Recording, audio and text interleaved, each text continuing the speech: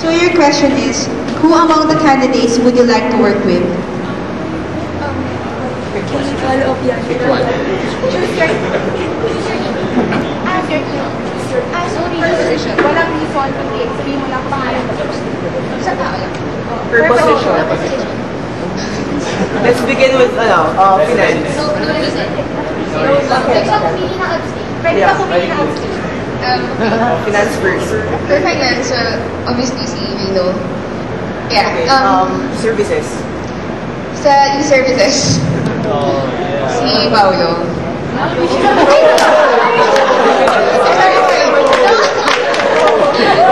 Sorry, I'm not really serve si externals, si Paolo. Section, wait, section.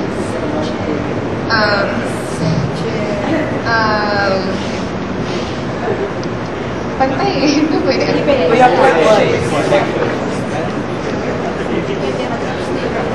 Perhaps, President.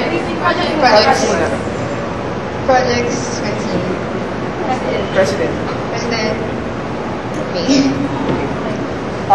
Next question. For abstain. Ay, okay. Open for questions. Grade na pala.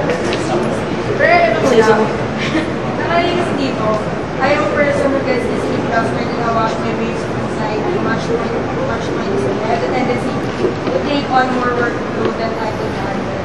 Yeah. So, as an internal VP, and as a VP in general,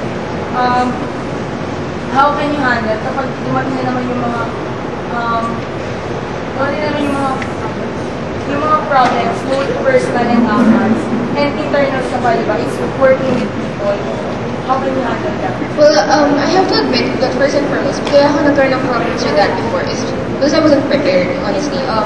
And because I also took on most of the work, so it's like, if something goes wrong, I'm the one who's the only one, well, not really only one, but yung dapat mag-ayos. As the internals VP, of course I would have AVPs and project directors beneath me. I have to make sure that delegated nila yung work para if something goes wrong, tulong-tulungan kami ayusin ito. Pangalawa, kailangan prepare na namin ito beforehand. And yun nga ho, ang advice sa akin ni Kuya Chong is na kailangan may contingency plans ka. So we just need an napansin ko rin na maganda sa planning part of your project. Now that you're the beat, kung it mag-lead ka for internals, how can I be assured na lahat ng plans mo magiging reality siya? If I could explain lang before, yes, magaling ako sa planning, hindi ko siya na-implement. A factor in this is because, although focused nga ako sa MISA noon, aminin ko is not really 100% may AHADS, in other words. This time, if I were to be elected as VP, actually even if I were to be elected as VP, ang plan ko kasi ngayon is MISA na naman ang focus ko in AHADS. So given na there's a larger percentage of my attention towards the organization, mas hindi na ako mas makapag-prepare na ako, plan ahead, and makapag-update palagi sa mga subordinates ko to make sure that nagagawa nga yung things na pinano namin na na-implement. Okay. I have a question. It is said here in your application form that the calendar events for each project should be strictly followed.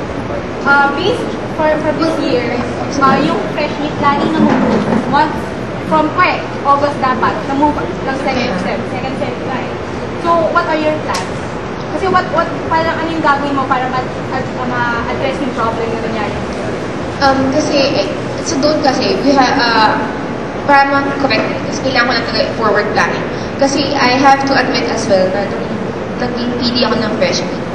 Hindi pa siya sobrang nag-sink in sa akin. Kasi I didn't really technically apply sort of for that position. So, medyo hindi ko siya nandasa. It's my fault, of course. Pero yun nga, since na ngayon, I've thought about this. Gusto kong mag-run for internals VP. Mas alam ko na kung ano kailangan gawin. And I've learned from my past mistakes, actually. And I'd like to thank Ate Rachel for that. She gave me this room para makapaggawa ng pagkakamali at natuto ako. Pero kung, let's say, nangyari ulit na yung correct, di ba nagkaroon ng problem, may exam, may intact yung mga friends. So, for let's say, sa VP, may ganun din yung pili mo for fresh meat, ganun din yung problem niya. Ano parang siya? Yung kasi pag gano'n, hindi kailangan tutukan yung mga subordinates mo. Make sure na sila rin mismo may contingency plans. It's basically yun. The vision of NISA, in my own words, okay lang. So, vision of NISA is so that for it to become one of the IT premier student organizations in the country, using our IT skills as a leverage. And core values natin is excellence, servant leadership, and discipline. Wait lang. One question lang. Tuloy na to. Madali lang ah. What makes you better than... Sorry? What makes you better than... Yeah. Exact lang mas palit ka sa akin.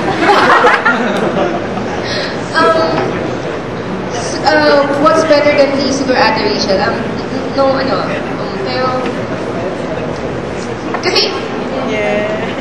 I have... Okay, ito yun, meron akong chance to prove myself pa. So, I have that opportunity. Pangalawa, nagkaroon ako ng mga mistakes wherein doon nga natutuwa ako from that. Pangalawa, nakapag-handle po ako ng mga tao, which is now yung difference natin. I realized na nung fresh meet ako na may hirap pala mag-handle ng tao. May follow-up question on that. So, sabi mo kasi your vision of NISA is to make it one of the most popular courses. Well, not exactly as popular lang, shallow level, but something that the members will be proud of, na taga-NISA ako. How do you plan to attain that kind of popularity? Well, so to make it the premier IT organization, well kasi, ano yung ating, parang, ano yung support din natin, diba? Yung ESER projects, yung mga IT-oriented projects, not exactly the socially oriented. So, we have those projects. What I think we have to do is ensure that they are executed smoothly. Follow ang calendar, sorry. So you're a VP for internals. How does that fit in? How do you fit into that? Well, kasi internals, ako nag-aalaga sa mga members ng develop nila, and kumukuha ang mga ibang cluster sa akin, sa cluster ko ng mga tao. So parang, I could coordinate with information and with other clusters para ma-ensure na meron talaga yung supply of human resources. And that yung mga human resources na to, na-develop na sila through yung skills training workshop, which I plan sana katay up with e-services. Yung ganun po. If you kasi yung best visiones, if ever Visiones. Kasi alam naman natin sa visa, ang mga first year, katambay lang first year, second year lang. Even inside, within batches, meron pa rin mga barkada na if kung pupunta ka sa visa events, makikita mo talaga na kung sino-sino lang yung magkabarkada, sila lang magkakasama. So as if ever internal speaking ka, paano? Okay, realistically speaking, hindi talaga natin siya madi-dissolve, right? What we could do is reduce it. I mean, hindi natin kaya tanggalin in just 1 year.